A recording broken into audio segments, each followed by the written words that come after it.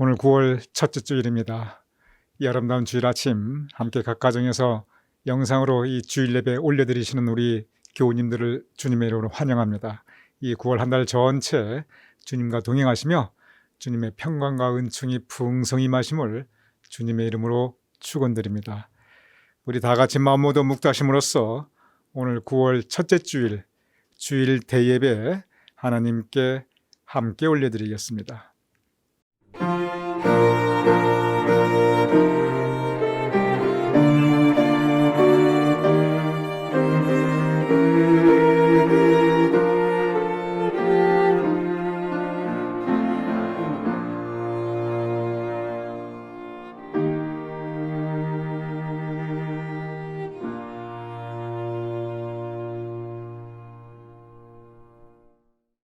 오라 우리가 굽혀 경배하며 우리를 지으신 여호와 앞에 무릎을 꿇자.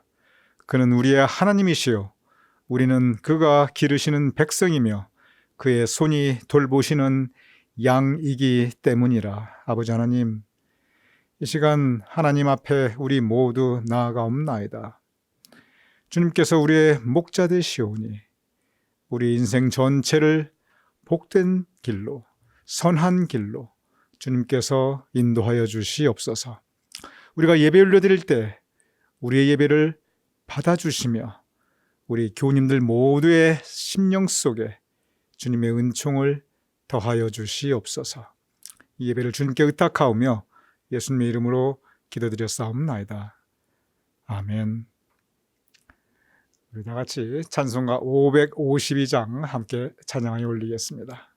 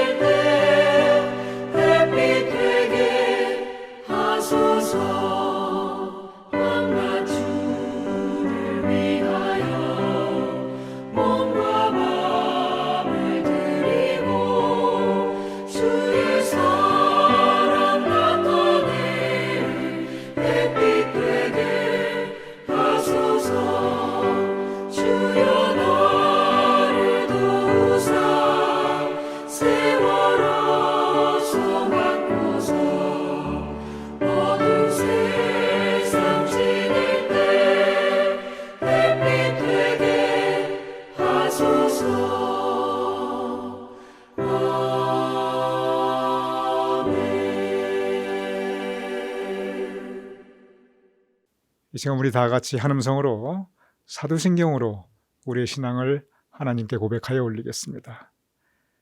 전능하사 천지를 만드신 하나님 아버지를 내가 믿사오며 그 외아들 우리 주 예수 그리스도를 믿사오니 이는 성령으로 잉태하사 동정녀 마리아에게 나시고 본디오 빌라도에게 고난을 받으사 십자가에 못 박혀 죽으시고 장사한 지 사흘 만에 죽은 자 가운데서 다시 살아나시며 하늘에 오사 전능하신 하나님 우편에 앉아 계시다가 저리로서 산 자와 죽은 자를 심판하러 오시리라.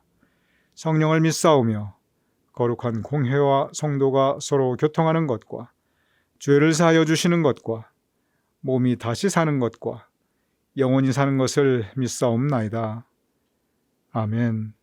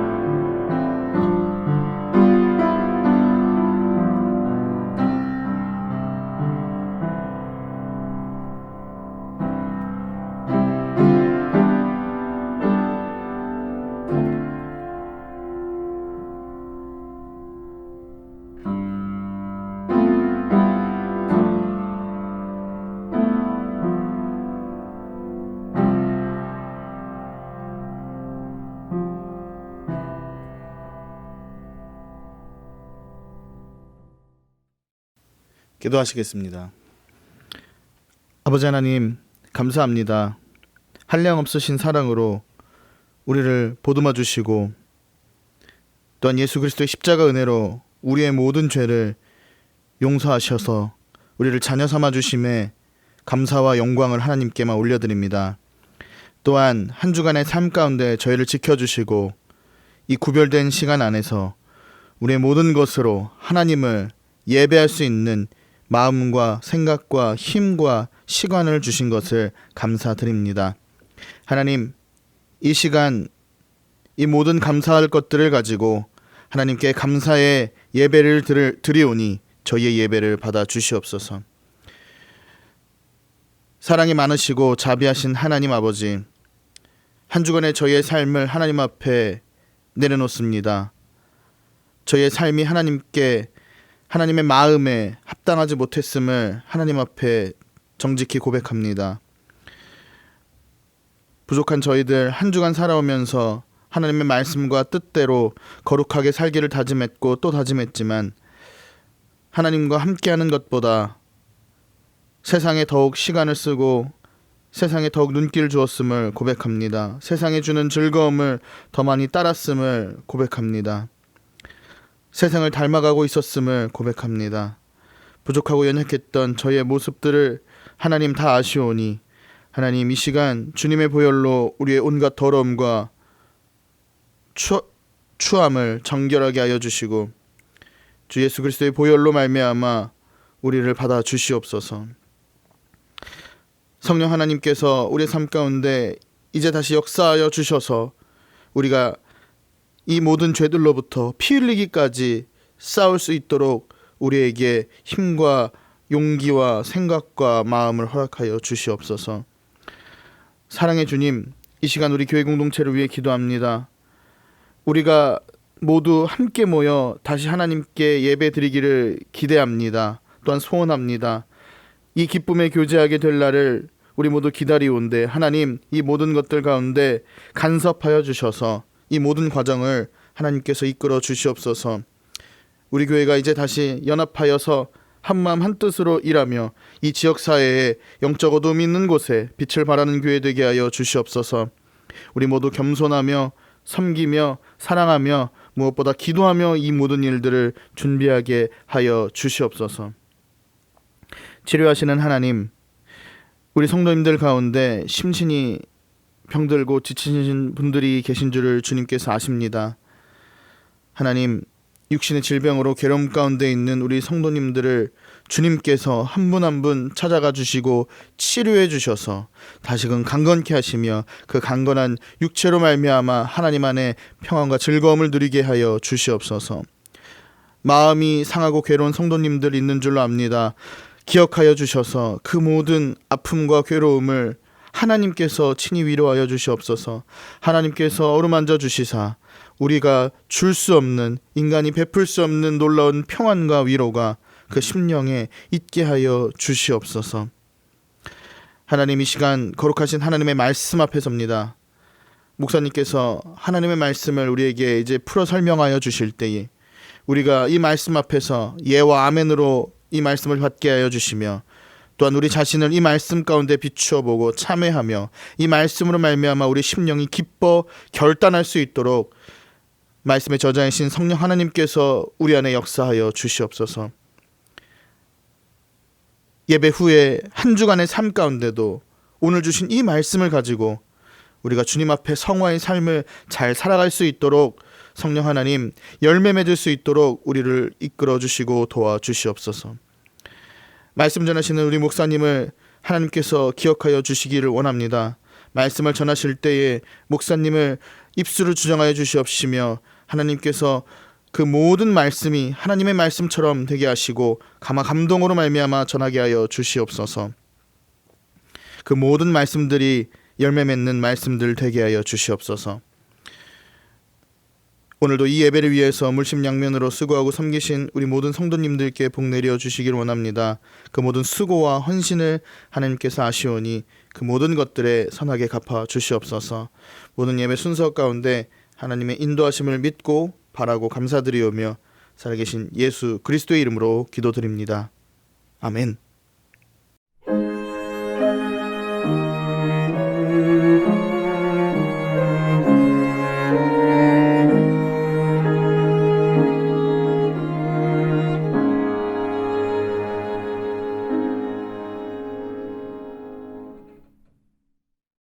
오늘 성경 말씀은 마태복음 5장 7절입니다. 제가 읽어드립니다. 긍휼히 여기는 자는 복이 있나니 저희가 긍휼히 여김을 받을 것이며. 오늘 저희들이 주신 하나님 말씀입니다. 아멘.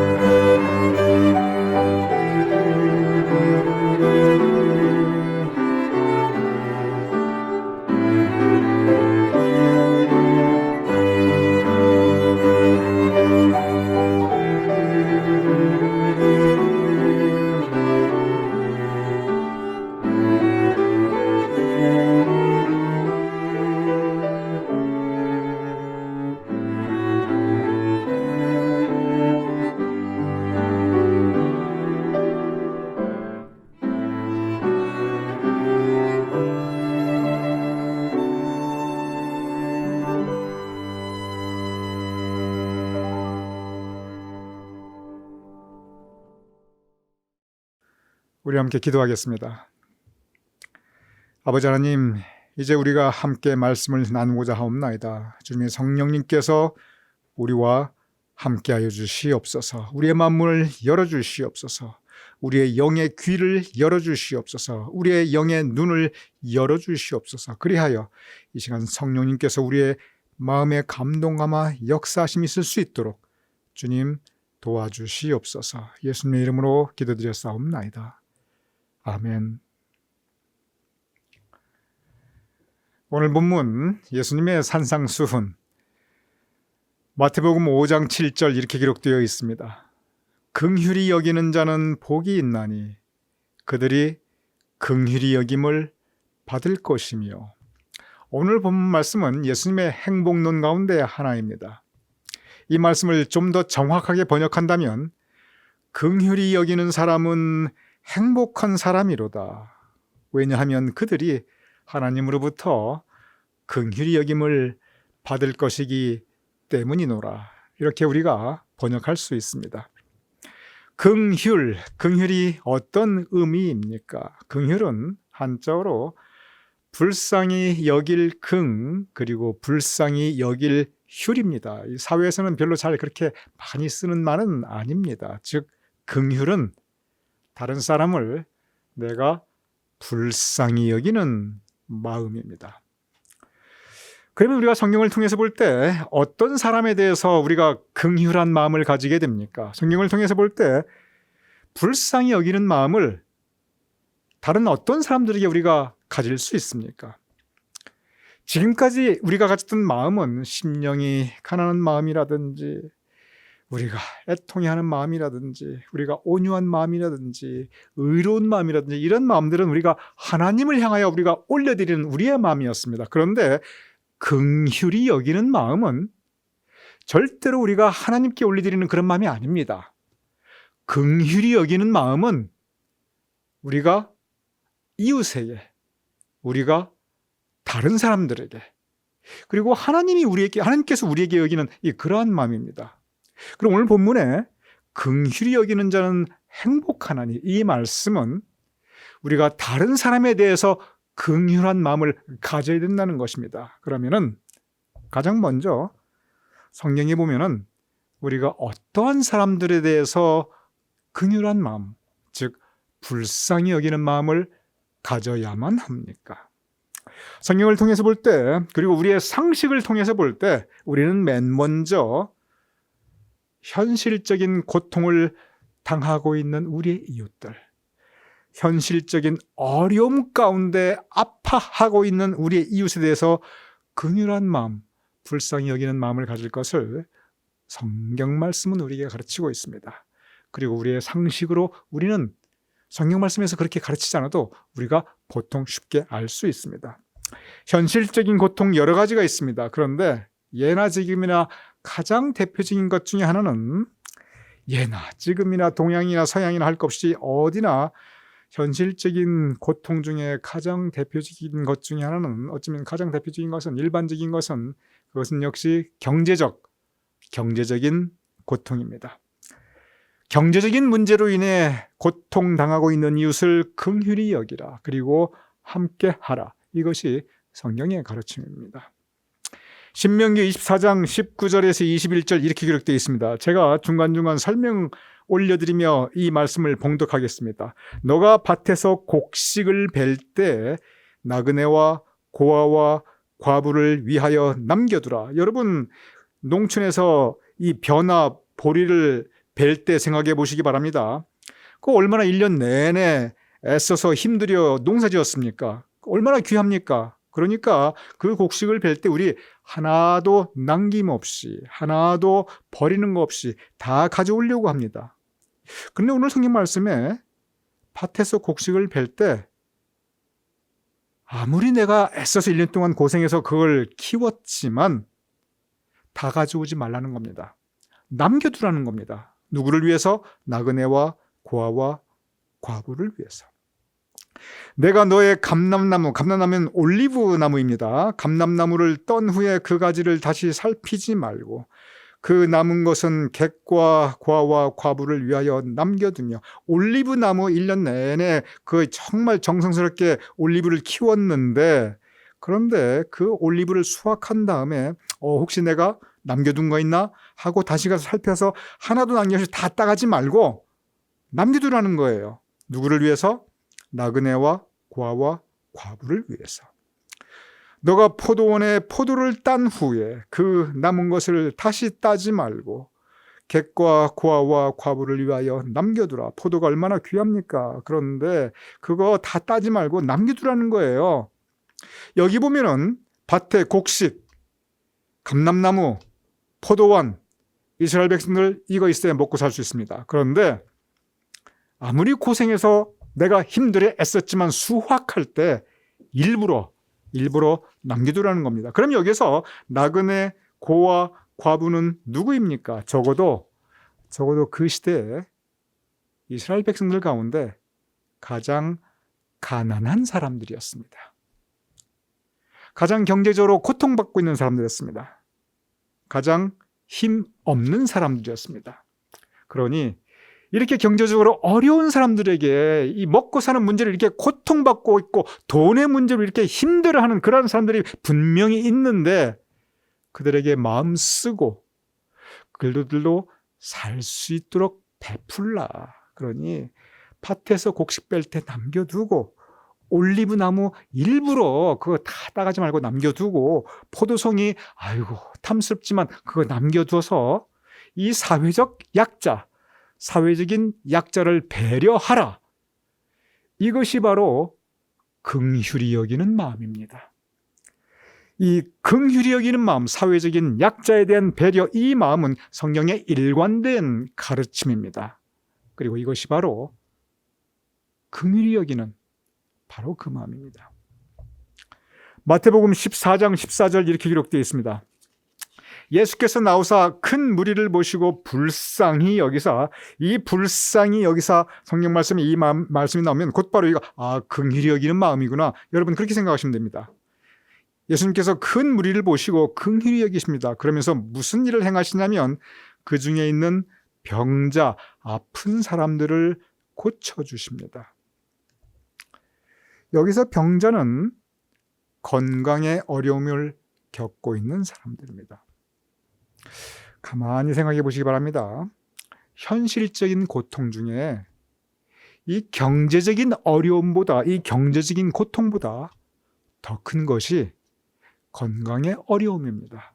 건강의 고통입니다. 왜냐하면 이것은 생명과 직결되어 있기 때문에 그렇습니다.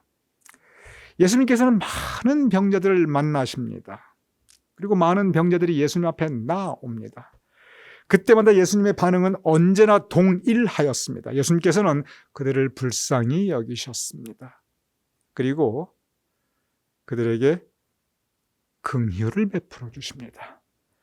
불쌍히 여기는 마음이 긍휼히 여기는 마음인데 예수님께서 그들을 불쌍히 여기시며 긍휼히 여기시며 그리고 그들을 치유시켜 주십니다. 이것이 복음서에 일관성 있게 나타나고 있는 예수님의 사역, 바로 이 치유 사역의 모습입니다. 성경을 보면 참으로 다양한 사람들이, 참으로 많은 사람들이 예수님께 각각 자기의 사연을 들고 나옵니다. 경제적으로 어려운 사람들, 정말 이 건강의 어려움 속에 나와 있는 사람들, 여러 가지 각기 다양한 사람들이 예수님께 나오는데 그들이 각자 자신들의 사연을 들고 예수님께 나오는데 성경에 보면 그 많은 사람들이 예수님께 하였던 가장 많은 말이 있습니다. 그들이 이 말을 예수님께 가장 많이 합니다. 그것이 뭐냐면 주여 불쌍히 여기소서. 주여 불쌍히 여기소서. 이 말을 사람들이 예수님께 제일 많이 합니다. 마가복음 10장 46절에서 48절 이렇게 기록되어 있습니다. 맹인 거지 바디메오가 길가에 앉았다가 소리질러 이르되 다윗의 자손 예수여 나를 불쌍히 여기소서, 나를 불쌍히 여기소서 하거늘 많은 사람이 꾸짖어 잠잠하라, 너 좀 조용히 해라 그러는데 그가 앞을 볼 수 없어요. 평생 이 앞을 못 보고 살았습니다. 그러니 얼마나 답답합니까? 그러니 뭐 도대체 할 수 있는 게 없으니까 사는 건 얼마나 힘듭니까? 너무너무 사는 게 힘듭니다. 그러니 그 고통 가운데 그가 더욱 크게 소리질러 이르되 다윗의 자손 예수여 나를 불쌍히 여기소서 하는지라. 한 번도 아닙니다. 두 번입니다. 두 번만 했겠습니까? 계속 했을 것입니다. 무슨 뜻입니까? 주님, 내가 이렇게 힘든 상황입니다.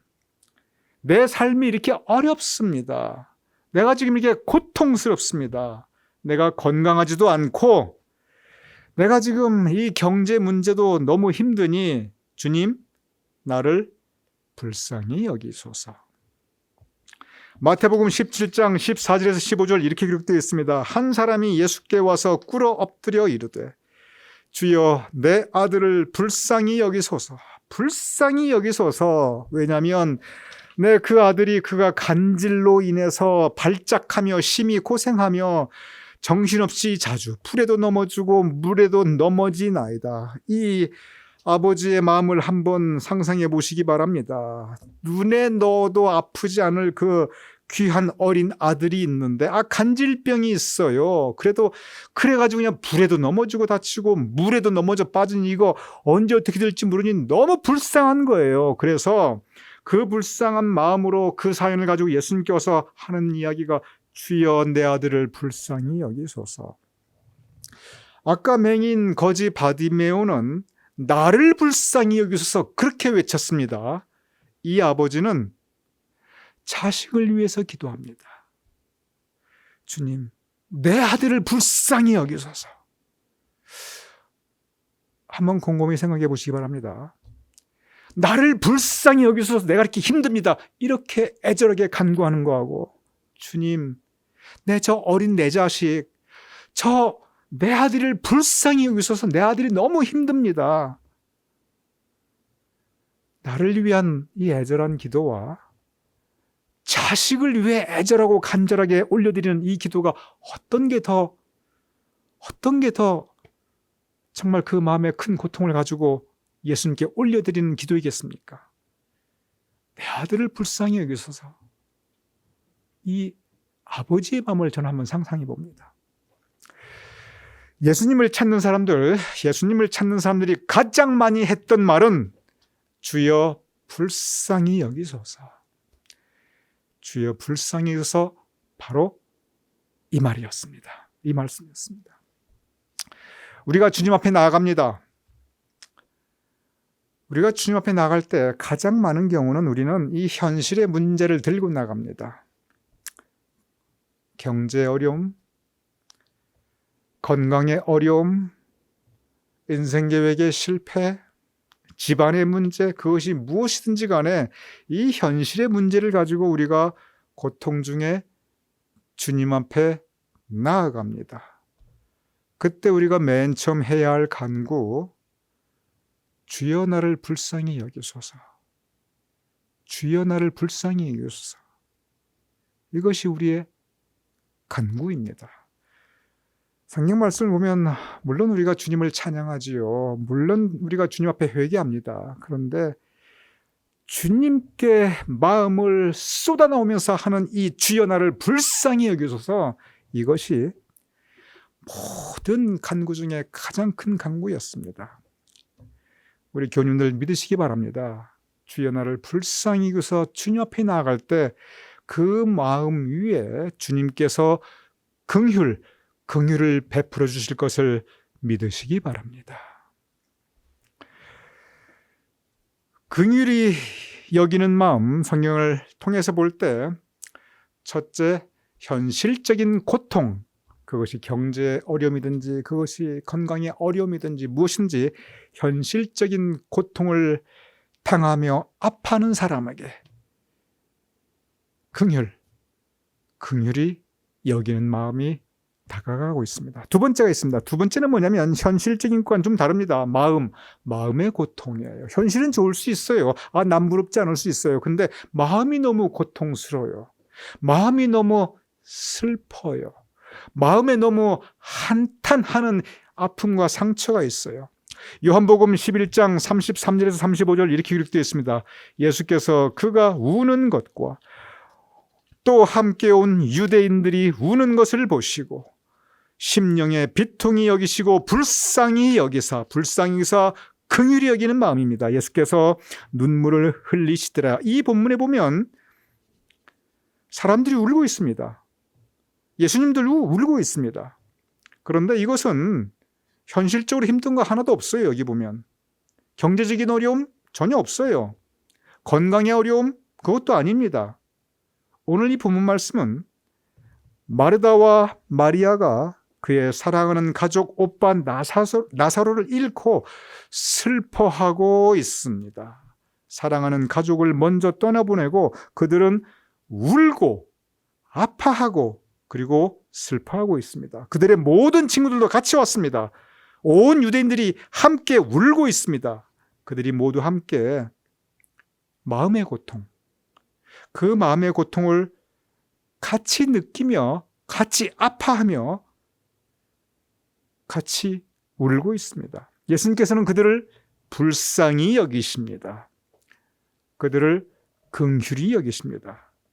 그리고 그들과 함께 예수님께서 함께 슬퍼하며 함께 눈물 흘리며 함께 울고 계십니다.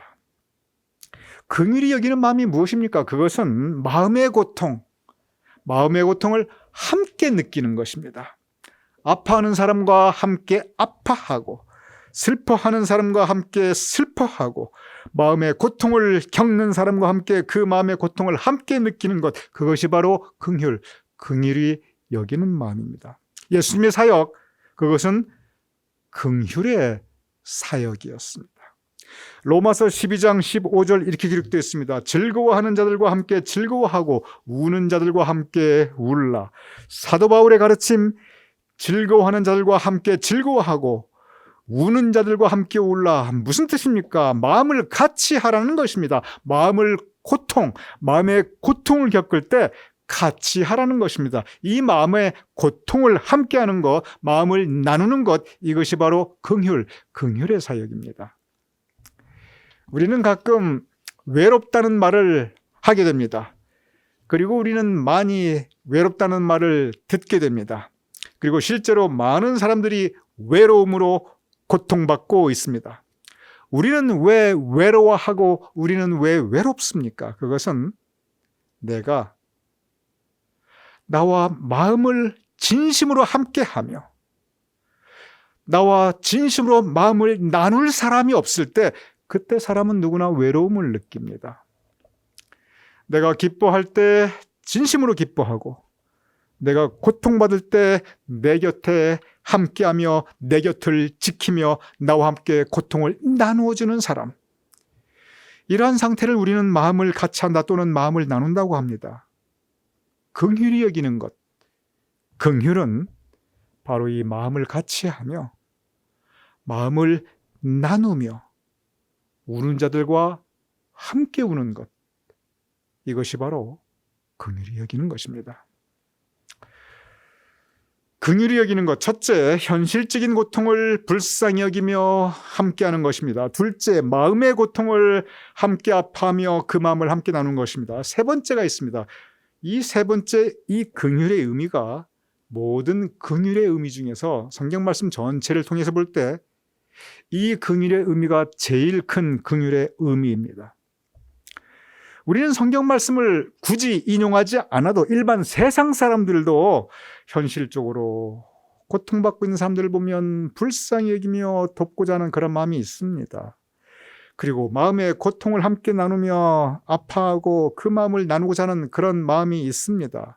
그래서 우리가 굳이 신앙이 아니라 할지라도 성경 말씀이 아니라 할지라도 우리가 이 불쌍히 여기는 마음, 이 긍휼한 마음을 사실 일반 사람들 대부분 다 마음속에 가지고 있습니다. 그런데 성경에 보면은 이 두 가지가 전혀 다른 세 번째 긍휼의 의미가 있고, 이 세 번째 긍휼의 의미가 아까 앞서 말씀드린 첫 번째와 두 번째를 다 합친 것보다 훨씬 큽니다. 그만큼 이 세 번째 긍휼의 의미가 성경 말씀에서 핵심적인 긍휼함의 의미입니다. 성경에 보면 긍휼, 긍휼이라고 하는 단어가 맨 처음 나타나는 장면이 있습니다. 언제나 맨 처음 나타날 때는 거기에 성경의 의미가 있습니다. 출애굽기 33장 19절 이렇게 기록되어 있습니다. 여호와의 이름을 내 앞에 선포하리라. 나는 은혜 베풀 자에게 은혜를 베풀고 긍휼히 여길 자에게 긍휼을 베푸느니라. 우리는 보통 은혜 베풀 사람에게 내가 은혜 베풀리라. 그 다음에 나오는 말이 보통 뭐냐면 내가 원수 갚을 사람에게 원수 갚으리라. 보통 이렇게 나옵니다. 그것이 우리 사람의 마음입니다. 그런데 여호와의 이름으로 선포하는데 하나님께서 나는 은혜 베풀 자에게 은혜를 베풀고 그 다음에 나오는 말씀이 내가 긍휼히 여길 자에게 내가 긍휼을 베푸노라. 여기 이 긍휼이 성경 전체에서 긍휼이라고 하는 단어가 맨 처음 나타나는 모습입니다. 오늘 이 본문 말씀의 배경을 잠깐 여러분께 말씀을 드리도록 하겠습니다. 오늘 이 출애굽기 33장 19절 나는 은혜 베풀 자에게 은혜 베풀고 나는 긍휼히 여길 자에게 긍휼을 베푸느니라. 이 말씀의 배경이 무엇이냐면 이스라엘 백성들이 하나님 앞에 큰 죄를 지었습니다. 그냥 죄가 아닙니다. 우상 숭배라고 하는 엄청난 큰 죄를 이스라엘 백성이 하나님 앞에 지었습니다. 그들의 지도자 모세도 죄를 지었습니다. 그런데 그냥 죄를 지은 게 아니라 하나님 앞에 엄청난 큰 죄를 지었습니다. 이 성질 급한 모세, 강팍한 모세가 하나님께서 직접 주신 그 십계명, 이 십계명 돌판을 그냥 이 화를 못 참아가지고 그냥 이 혈기에 확 던져가지고 아니 하나님께서 직접 만들어주신 그 십계명 돌판을 깨버립니다. 그러니 하나님께서 얼마나 기가 막히셨겠어요. 저 이스라엘 백성들을 보니 우상 숭배를 하고 있고 금송아지를 섬기고 숭배하고 있고 아니 저 지도자 모세 세워놨는데 저 지도자 모세라는 사람 하는 걸 보니까 아니 지 분에 못 이겨가지고 그냥 십계명 돌판을 확 깨트려가지고 세상에 그러고 있고 하나님께서 기가 막히셨을 거예요. 그런데 그 모습 앞에 하나님께서 주시는 말씀이 바로 나는 은혜 베풀 자에게 은혜를 베풀고 긍휼히 여길 자에게 긍휼을 베푸느니라. 이 말씀을 주십니다. 무슨 뜻입니까? 여기서 이 긍휼은 죄 지은 이스라엘 백성들 내가 불쌍히 여기고 용서해 주리라. 죄 지은 모세 내가 불쌍히 여기고 용서해 주리라. 여기서 이 긍휼이 무슨 뜻이냐면 죄를 지었으니 내가 죄를 믿고 묻고 심판하고 그리고 처벌해야 되는데 그런데 내가 하나님께서 불쌍히 여기고 용서해 주시며 내가 은혜 베풀어 주리라. 이것이 바로 긍휼히 여기고 긍휼을 베푸신다는 의미입니다. 하나님께서 모세를 불쌍히 여기시고 용서해 주시고 은혜를 베풀어 주셨습니다. 하나님께서 모세에게 긍휼을 베풀어 주셨습니다. 그래서 그로 하여금 그의 사역을 계속 감당하게 하셨습니다. 그리고 새로운 십계명 돌판을 다시 만들어 주십니다.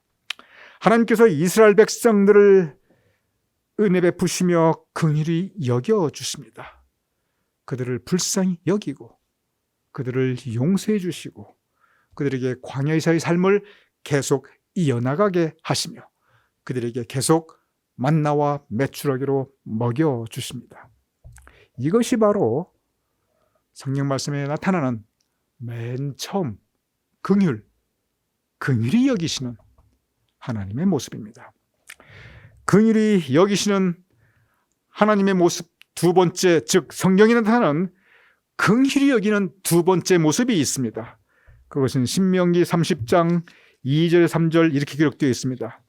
내가 오늘 너에게 명령한 여호와의 말씀을 청종하면 내 하나님 여호와께서 마음을 돌이키시고 너를 긍휼히 여기사 포로에서 돌아오게 하시며 내 하나님 여호와께서 그 모든 백성 중에서 너를 모으시리라. 얼마나 아름다운 말씀입니까? 그런데 이 말씀을 다시 생각하면 이 말씀의 배경은 이스라엘 백성이 그리고 또 모세가 하나님 앞에 범죄합니다.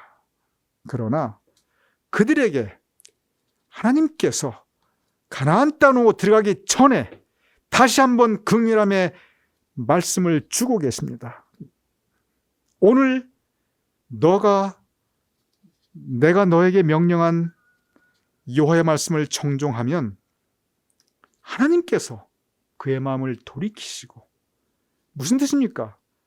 진노와 심판, 그러한 마음을 하나님께서 돌이키시고 하나님께서 너를 긍휼히 여기서 오히려 불쌍히 여기시고 용서하시고 은혜 베푸셔서, 그리고 포로된 애굽 백성이었지만 내가 너희로 하여금 새로운 백성으로 모든 백성 가운데 너를 선택하여 모으리라.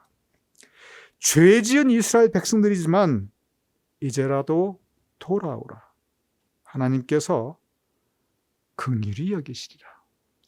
하나님께서 불쌍히 여기시고 용서하시고 은혜 베푸시리라. 이것이 바로 긍휼히 여기시는 하나님의 마음, 바로 긍휼의 의미입니다. 이런 하나님에 대해서 성경 말씀 곳곳에서 증거하고 있습니다. 시편 103편 8절에서 9절 이렇게 기록되어 있습니다. 이것은 하나님이 어떤 분이신가 하는 고백입니다. 하나님이 어떤 분이신가 처음 나타나는 말씀이 여호와는 긍휼이 많으시고, 정말 살아보니 내가 죄가 많은데 그러한 나를 하나님께서 은혜 베풀어 주셨구나. 노하기를 더디하시고 하나님께서 나를 참아주셨구나. 인자하심이 풍부하시도다. 그러한 나를 사랑해 주셨구나. 자주 경책하지 아니하시며 노를 영원히 품지 아니하리로다. 죄 많은 나이지만 꾸짖지 아니하시고 나에게 심판하지 아니시고 오히려 은혜 베풀어 주시고 나를 도와주셨구나. 우리의 죄를 따라 우리를 처벌하지 아니하시며, 내가 내 죄에 따라 하나님께서 나를 심판하셨으면 내가 어떻게 됐을까? 그런데 하나님께서 나를 용서해 주시고 은혜 베풀어 주시고 우리의 죄악을 따라 우리에게 그대로 갚지 아니하셨으니, 오늘 이 본 말씀, 하나님이 어떤 하나님인가? 긍휼이 많으신 하나님이십니다. 여러분 생각해 보시기 바랍니다. 우리는 모두 죄된 존재입니다. 우리의 생각으로, 우리의 말로, 우리의 행실로 우리가 하나님 뜻에 따라 살지 못한 때가 많이 있습니다. 그런데 그 하나님께서 경책 꾸짖지 아니하시고 화내지 아니하시고 우리의 지은 죄대로 벌 내리지 아니하시고 아버지가 탕자를 품어 안듯이 그렇게 하나님께서 우리를 품어 안으셨구나. 하나님은 긍휼하신 하나님이시구나. 긍휼히 여기는 것은 바로 이러한 의미입니다. 시편 25편 6절의 10절 이렇게 기록되어 있습니다. 여호와여 주의 긍휼하심과 인자하심이 영원부터 있었사오니, 하나님께서 나를 불쌍히 여기시며 죄 지은 나를, 부족한 나를 불쌍히 여기시어 치지 아니하시고 은혜 베풀으시는 그 사랑이 영원부터 있었사오니, 하나님 내 젊은 시절의 죄와 허물을 기억하지 마시고, 우리 교우님들 인생살이 뒤돌아보니 내 죄와 허물, 하나님 참 하나님 보시기에 내가 죄가 많고 허물이 많은데 기억하지 마시고 주의 인자심을 따라, 주의 사랑을 따라 하나님 나를 기억하시는데, 하나님 나를 선하게 나를 기억해 주시고 선하심으로 나를 대해 주시옵소서. 얼마나 아름다운 말씀입니까? 오늘 이 말씀, 여호와의 주의 긍휼하심과 인자하심이 영원부터 있었사오니, 이렇게 하나님께서 우리를 참아주시고 용서해 주시고 은혜 베풀어 주시기에 우리가 살 수 있습니다. 이것이 바로 긍휼, 긍휼히 여기는 것입니다. 이러한 긍휼의 의미에 대해서, 이러한 긍휼히 여기시는 그 말씀의 본질적인 그 뜻에 대해서 예수님께서도 신약 복음서에서 강조하고 계십니다. 마태복음 9장 13절 이렇게 기록되어 있습니다. 너희는 가서 내가 긍휼을 원하고 제사를 원하지 아니하노라 하신 뜻이 무엇인지 배우라. 예수님께서 말씀하셨습니다. 나는 긍휼을 원한다. 너희에게 내가 원하는 건 긍휼이다. 제사보다 더 중요한 게 긍휼이다. 그 뜻이에요. 왜 그러냐면 그 뜻이 무엇인지 배우라. 왜 그러냐면 나는 의인을 부르러 온 것이 아니요 죄인, 허물 많고 부족한 죄인을 부르러 왔노라. 예수님께서 죄인을 부르시기 위해서 오셨습니다. 죄인이 어떤 사람입니까? 죄인은 하나님의 심판 아래 놓여 있는 사람들입니다. 죄인이 누구입니까? 벌받아 지옥 갈 사람들입니다. 그런데 그러한 그들에게 예수님께서 다가가셨습니다. 내가 죄인을 부르러 왔노라. 죄인을 예수님께서는 불쌍히 여기셨습니다. 죄인들을 사랑해 주셨습니다. 그 죄인들에게 은혜 베풀어 주셨습니다. 내가 긍휼을 원하고 제사를 원하지 아니하노라. 이 의미는 제사가 중요하지 않다, 예배는 필요 없다, 그 뜻이 아닙니다. 긍휼히 여기는 사람이 드리는 그 예배를 하나님께서 기뻐 받으신다. 그러니 우리 긍휼히 여기는 사람이 되자. 바로 그 뜻입니다. 이러한 성서 신구약의 기록을 돌아볼 때 여기에 일관성 있는 성경의 가르침이 있습니다. 그것은 긍휼히 여기는 것이 무엇입니까? 그것은 나에게 잘못한 사람, 나에게 죄 지은 사람을 내가 불쌍히 여기며 용서해 주며 내가 은혜 베풀어 주는 것, 그것이 긍휼히 여기는 것입니다.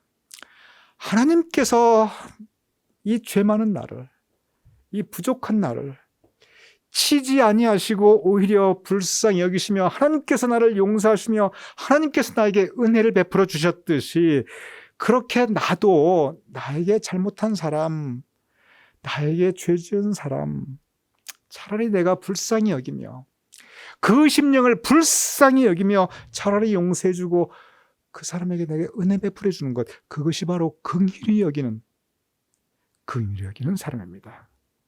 그리고 오늘 본문은 그 긍휼히 여기는 사람은 행복하다라고 말씀합니다. 왜냐하면 긍휼히 여기며 이웃에게 선을 행하는 사람에게 하나님께서 긍휼히 여김을 받으시리라. 하나님께서 더 큰 은혜를 우리에게 베풀어 주시기 때문에 그렇습니다. 베드로전서 3장 8절에서 9절 이렇게 기록되어 있습니다. 베드로의 유언 같은 마지막 교훈입니다. 그래서 베드로가 뭐라고 기록하냐면 마지막으로 말하노니, 이렇게 말합니다. 마지막으로 말하노니 너희가 다 마음을 같이 하여 형제를 사랑하며 불쌍히 여기며 겸손하며, 이 마음을 같이 한다는 거, 아까 우는 자와 울고 슬퍼하는 자와 슬퍼하고, 그리고 형제를 사랑해서 불쌍히 여기며, 이러한 모든 마음들, 이것이 바로 긍휼히 여기는 마음입니다. 그런데 이 긍휼히 여긴 마음, 이 마음이 어떤 마음이냐면 악을 악으로, 욕을 욕으로 갚지 말고 오히려 복을 빌라. 이를 위하여, 이 긍휼히 여기는 긍휼의 사역을 위하여 너희가 부르심을 받았으니 이는 복을, 긍휼히 여기는 자는 행복하나니 하나님께서 우리에 주시는 그 행복을 이어받게 하려 하심이라. 우리 다 같이 한번 읽어보겠습니다. 시작. 마지막으로 말하노니 너희가 다 마음을 같이 하여 형제를 사랑하며 불쌍히 여기며 겸손하며 악을 악으로 욕을 욕으로 갚지 말고 도리어 복을 빌라. 이를 위하여 너희가 부르심을 받았으니 이는 복을 이어가게 하려 하심이라. 이것이 바로 긍휼히 여기는 사람, 긍휼히 여기는 사람의 모습입니다. 그리고 성경은 바로 이러한 사람이 행복하다, 악을 악으로 욕을 욕으로 갚지 말고 오히려 은혜를 베풀어 준 사람이 행복하다. 우리에게 말씀하고 있습니다. 쉬운 이야기는 아닙니다. 어려운 이야기입니다.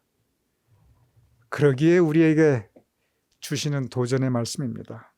왜냐하면 하나님께서 우리를 먼저 긍휼히 여기셨기에, 주님께서 먼저 우리에게 긍휼을 베푸셨기에 우리가 긍휼의 은혜를 받았으니, 하나님께서 나에게 베풀어 주신 긍휼의 은혜가 너무 크다.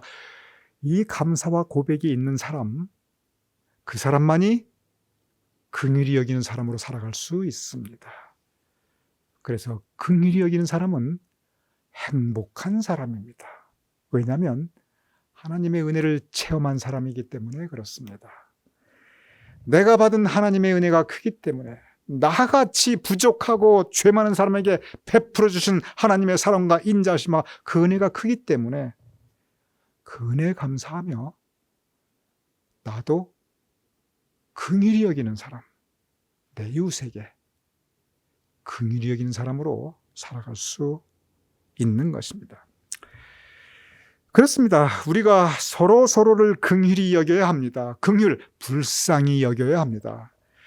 우리가 서로를 불쌍히 여기며 살아야 되는 이유가 뭐냐면은, 그게 왜 그러냐면, 알고 보면 우리가 다 불쌍한 존재들이기 때문에 그래요.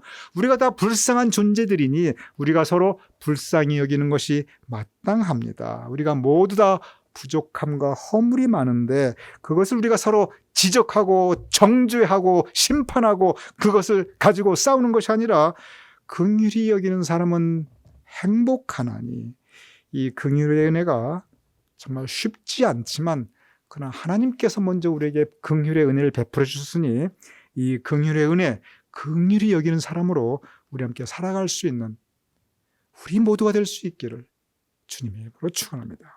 오늘 본 말씀 마태복음 5장 7절 우리 다 같이 한번 읽어보겠습니다. 긍휼히 여기는 그 의미는, 물론 우리가 어려운 사람, 슬픈 자와 함께하는 그런 긍휼함도 있지만, 가장 큰 것은 악을 악으로 욕을 욕으로 갚지 않고 도리어 복을 빌어주는 은혜를 베푸는 그 마음, 그것이 긍휼히 여기는 마음인데, 우리 다 같이 읽어보겠습니다. 시작.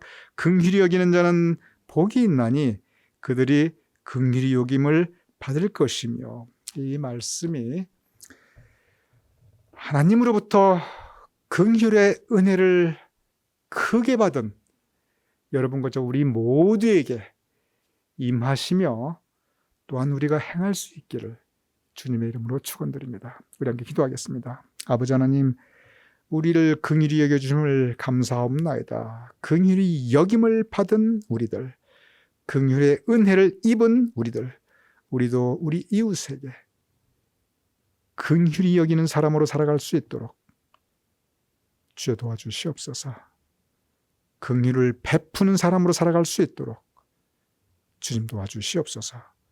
그래야 우리로 하여금 행복한 사람으로 살아갈 수 있도록, 그럴 때 우리가 더 큰 주님의 긍휼의 은혜를 입는 행복한 사람으로 살아갈 수 있도록 주님 도와주시옵소서. 예수님의 이름으로 기도드렸사옵나이다. 아멘.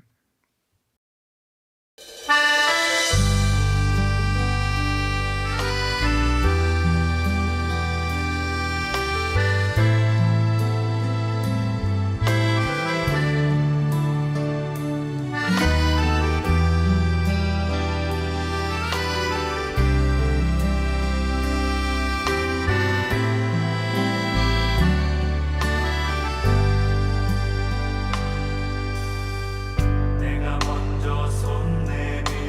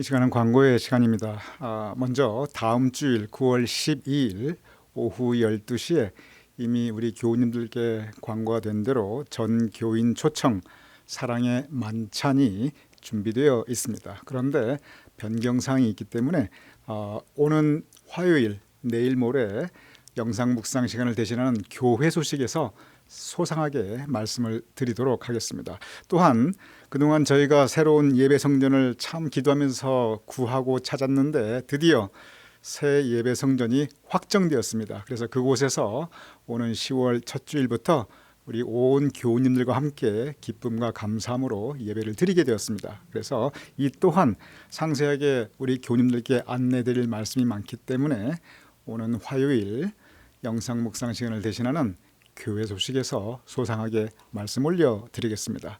그 외에도 여러 가지 우리 교우님들께 알려드릴 교회 소식들이 있습니다. 그래서 오는 화요일 영상 묵상 시간에 교회 소식 꼭 보아주시기를 부탁을 드립니다. 그동안 지난 1년 동안 우리 교회 생일 축복 사역이 있었습니다. 그런데 지난 8월 마지막 주일로 정확하게 1년이 되었습니다. 이 생일 축복 사역을 그동안 우리 신앙교육부장님이신 김용보 권사님께서 책임 맡아 참 정성껏 성심껏 우리 교우님들을 섬기시며 프로그램을 이끌어 왔습니다. 그런데 이제 다음 달로부터 대면 예배가 시작되고 이 생일 축복 사역이 정확하게 1년이 됨에 따라 지난주로 이 생일 축복 사역을 마치기로 하였습니다. 그래서 오늘부터는 교우 소식에 우리 교우님들 생신을 알려드리고 사진도 띄워드리고 또 함께 축복하는 그 순서는 생략되도록 하겠습니다.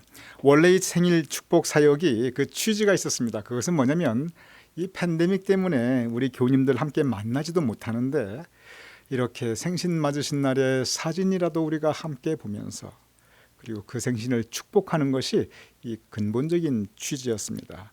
정말 귀한 사역인데 이제 아까 말씀드렸지만 다음 달부터 대면 예배가 시작되고 1년이 되었기에 이제 종료하게 됩니다. 그동안 지난 1년간 한결같이 신실하게 이 사역을 담당해 오신 우리 김용보 권사님, 여러분 각 가정에서라도 우리 김용보 권사님께 감사의 박수를 부탁을 드립니다. 김용보 권사님 정말 수고 많이 하셨습니다. 감사합니다. 우리 다 같이 배유찬송 531장 우리 함께 찬양하여 올리겠습니다.